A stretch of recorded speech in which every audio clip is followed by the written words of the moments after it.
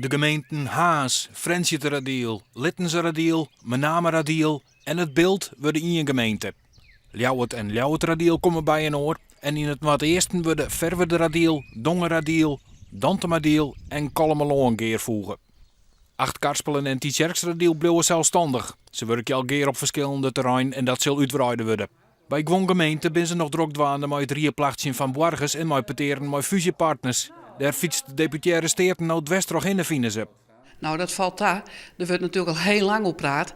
En op een gegeven moment, en dat blijkt ik wel, dat alle gemeenten nou ik van bedenken binnen dat zij opschalen moeten, of terug geerwerking, zoals bij Achtkarspel, het sterkste deel, of terug echt aan fusie te komen op enig moment. Dus in die zin, het wordt ik een keer tijd om knopen terug te haken. Ja, ik vind deze manier die de gedeputeerde doet in elk geval waardeloos. In Ljouwertradiel is de politiek bot verdeeld. Tjenstanders willen net dat de gemeente opslokt wordt door het Grutte Ljouwert.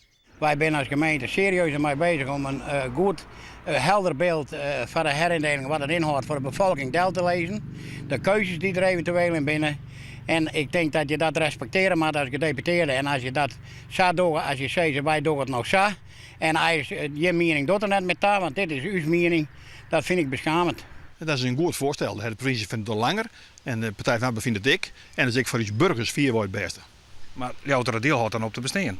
Ja, maar dat maakt het voor de burgers net uit. Die moeten een goede toekomst hebben, maar ze min mogelijk kosten voor hun bijlesten. En ze moeten een goede, fatsoenlijke gemeente hebben. En dat kan prima als wij verseren met Ljouwert en met Boarsterhem. Dat de provincie er nou druk achter zet, dat kun je wel begrijpen?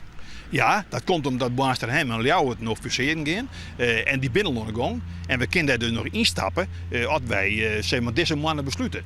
De meeste gemeenten staan wel achter de provincie. In Menameradiel en Littenseradiel was de eerste Boargesjaren of de gemeente rieden bepalen litten. Achtkarspelen en Tietjerksradiel binnen blied dat ze zelfstandig blijven kennen.